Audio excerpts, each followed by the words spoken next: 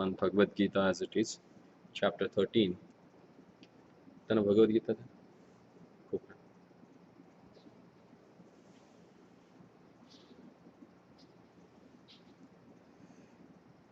We have discussed till text 12,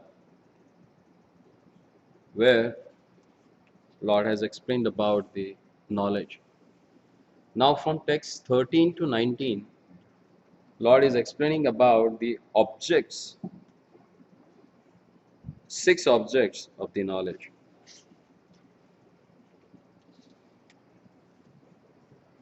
He says, Neyam yat pravakshami yat jnatvam amritamashnute anadimat paramam brahmam na satnanu uchyate. Text number 13, chapter number 13. By heart. I shall now explain the knowable, knowing which you will test the eternal, Brahman, the spirit, beginningless and subordinate to me, lies beyond the cause and effect of this material world. The Lord has explained the field of activities and the knower of the field. He has also explained the process of knowledge, the knower of the field of activities. Now he begins to explain the knowable, first the soul and then super soul. By knowledge of the knower, both the soul and super soul, one can relish the nectar of life. As explained in the second chapter, the living entity is eternal. This is also confirmed here. There is no specific date at which the Jivas was born, nor can anyone trace out the history of the Jivatma's manifestation from the Supreme Lord. Therefore, it is beginningless.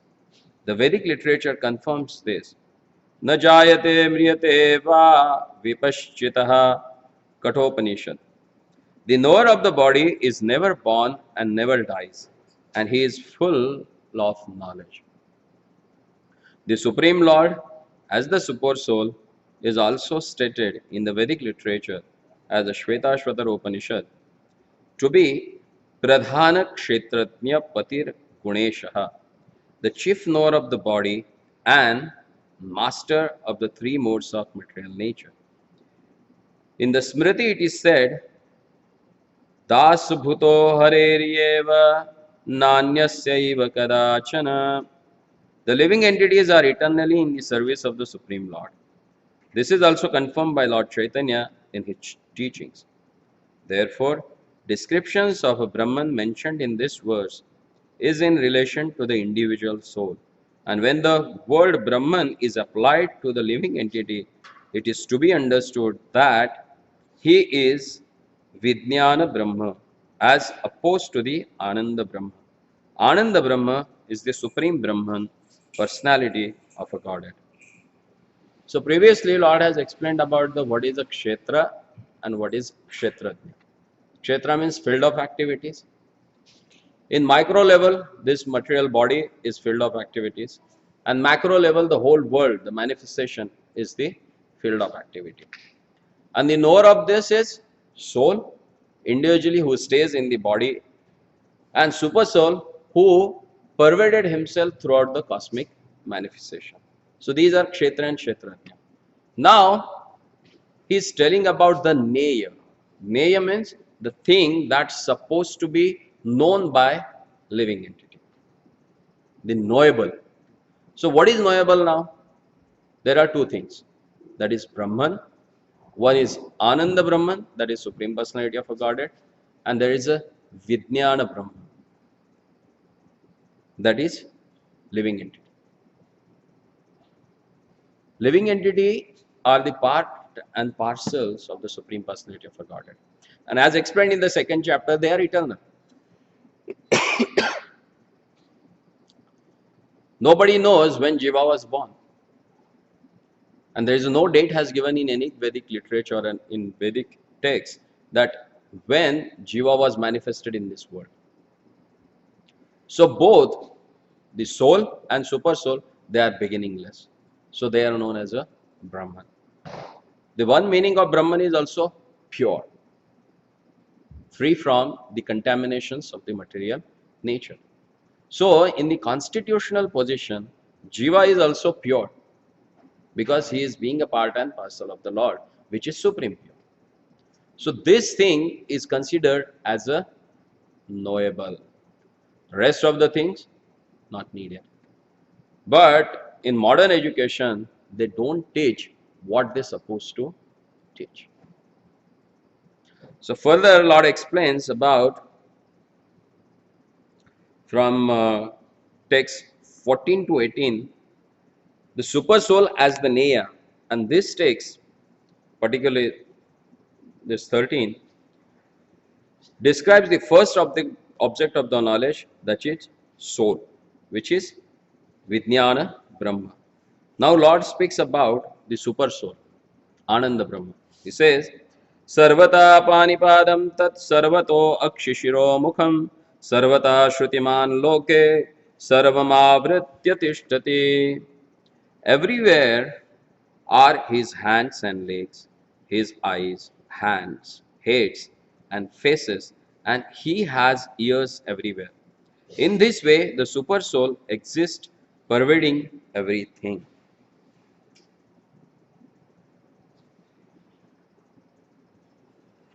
So these words, as Prabhupada says strongly, that it describes about super soul, not the soul.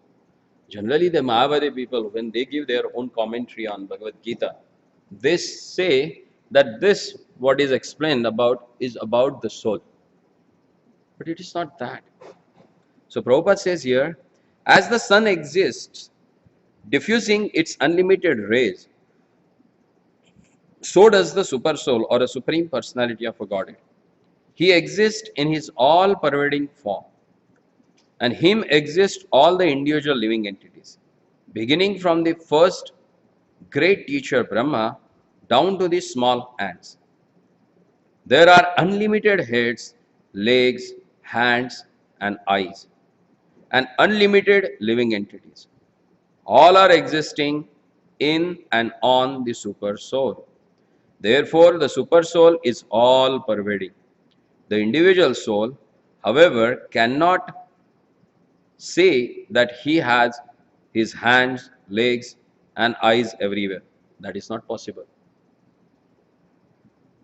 If he thinks that under ignorance he is not conscious that his hands and legs are diffused all over, but when he attains to proper knowledge, he will come to that stage. This thinking is contradictory. This means that the individual soul, having become conditioned by the material nature, is not supreme. The supreme is different from the individual soul. The Supreme Lord can extend his hand without limit. The individual soul cannot. In Bhagavad Gita, the Lord says that if anyone offers him a flower or a fruit or a little water, he accepts it. If the Lord is as far distance away, now can he accept things? This is the omnipotence of the Lord. Even though he is situated in his own abode, far, far away from earth, he can extend his hand to accept that what anyone offers. That is his potency. In the Brahma Samhita, it is said, Goloka yeva nivasati akhilatma bhuto. Although he is always engaged in pastime in his residential planet, he is all pervading. The individual soul cannot claim that he is all pervading. Therefore, this verse describes the Supreme Soul, the personality of a Godhead, not the individual soul. Generally, what happens, Mayavadi conception is that they think that now, because I am conditioned, because of this material nature, so I don't realize that my hands, my legs, my heads, they are everywhere. But once I attain that stage, then I can realize that I am that Brahman. And that's why they say that Soham, that is I. Huh? But that is contradictory. How it can happen? If you are a supreme, then how you get controlled by the modes of material nature? And that's why Prabhupada says specifically, when Lord is speaking here about his existence, which is all pervading, that is means super soul, not individual soul. That we have to understand. Because Lord is Adhokshaja, whom you can't understand through our blunt senses. Adhokruta Akshaja Jnanaha. That is Adhokshaja. You can't understand him through our blunt eyes and senses. So, we can't understand that how, like, look at the Jagannath. He doesn't have any legs. He does not have any hands. But still, he walks. Still, he accepts prasadam, whatever offered to by his devotees. And as Prabhupada says that, Lord resides always in Golok Vrindavan. But anyone who can offer from here, he also accepts that. Why? Because Sarvataha Panipado, because everywhere his hands and legs are there. So this is what has spoken about the Super Soul or Paramatma, who is everywhere. Now in the next verse, Sarvendriya Gunabhasam Sarvendriya Vivarjitam Asaktam Sarvabhrushchaiva Niruganam Gunabhoktrucha. The Super Soul is the original source of all senses. All material senses are manifested from him. Yet, he is without senses. But he does not have any material senses. He is unattached, although he is maintainer of the all beings. Like when we take care of our own family, we maintain them. Huh? We maintain them so we get too attached to them. Is that correct? That's why we maintain them, because we are attached to them. But here, Lord, although he maintains everyone, but still he is detached from them. Sarvendriya Vivarjitaha Asaktaham. He transcends the modes of nature, Nirgunam, and the same time he is the master of all the modes of material nature. He is beyond modes of material nature, that's why he is the master of material nature. If he comes under the influence of material nature, how he can be the master of material nature? That's not possible. So these are the qualities of Super Soul. Then further, Prabhupada, Lord says that Bahirantasya bhutanam acharam charamevacha sukshvatvad tadvidneyam durastham chantike chatat. The supreme truth exists outside and inside of the living beings, the moving and non-moving, because he is subtle, he is beyond the power of material senses to see or to know. Although far, far away, he is also near to all. Again, why one is not able to understand this Lord? Because it is, you can't comprehensive this. Like he is outside, he is inside. As we pray in Narsimha prayers, that Ito Narsimha, Parato Narsimha, Yato Yato Yami Tato Narsimha, Bahir Narsimha, Ridheya Narsimha. He is everywhere. He is outside my body, he is inside my body. Wherever I go, he is there. Bahir Antarsha Bhutanam Charam Acharam Evacha. Not only in the living entities, but he is there in immovable things also, in movable things also. To comprehend that with this material intelligence is difficult. How one thing is inside, how it can be the outside also? Because generally on the material realm we see, if someone is inside the house, he can't be outside the house also. He can? No. But Lord, being he is pervading everywhere, he is inside also and he is outside also. That's the wonderful nature of their Lordship. So next, अविभक्तं च भूतेषु विभक्तिं एव च स्थितं भूतभर्तुर् तज्ज्ञेयं ग्रसनीषु प्रभविष्णु च. Although the supersoul appears to be divided among all beings, he is never divided. He is situated as one. Although he is maintainer of every living entity, it is to be understood that he devours and develops all. So again, the most important thing has explained how the Lord, who is there in everyone's heart, means seems to be divided in everyone's heart, but still he is one. Like if I give you 1 kg of sugar and I will ask you to distribute in a 10, so everyone will get 100 gram. That means the original 1 kilo is lost. That doesn't happen with the Supreme Lord. Even though he is a one, if he gets divided into millions also, he remains one. Purnamada, Purnamidam, Purnat Purnam eva uchyate. Purnasya Purnamadaya Purnam eva shishyate. It always remains complete and perfect. That's the nature of Super Soul, the personality of a Godhead.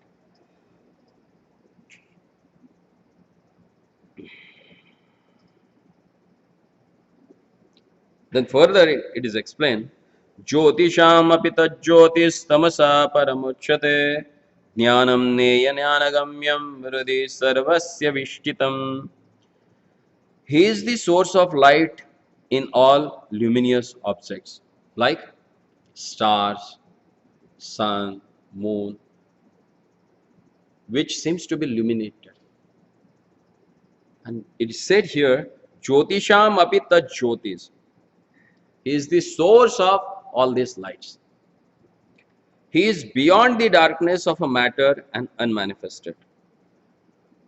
Tamasaha paramuchyate. He is beyond this tamasa, this darkness. He is knowledge, jnanam. He is the object of knowledge, that is neyam. And he is the goal of knowledge, jnana gamyam. Jnanam, neyam, and jnana gamyam. Both things is Lord Himself. And He is the goal of knowledge. He is situated in everyone's heart. Hridi sarvasya vishtitam means He is staying in everyone's heart. So who is Lord? Who is the source of all luminaries? Who is beyond the darkness of this material world? Who is knowledge? Who is knowable? And who is the object of knowledge? And where He stays? Hridi sarvasya vishtitam. He stays in everyone's heart. And then further, Lord says, Iti kshetram tatha jnanam neyam chokta samasataha madbhakta eta vidnyaya madbhavayopapadyate. Thus the field of activities, the body, knowledge and the knowable have been summarily described by me. Only my devotee can understand this thoroughly and thus attain to my nature.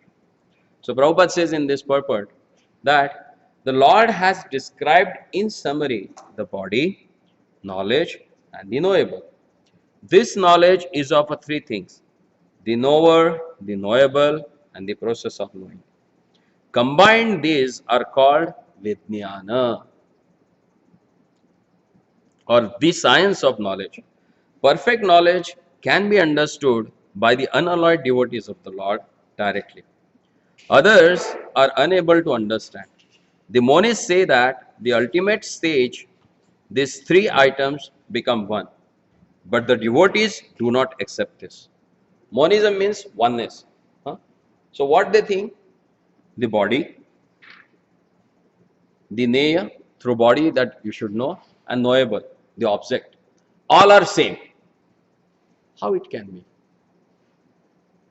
You can't just mix up the matter and spirit together and make them like a one. They are always different. That has to be understood.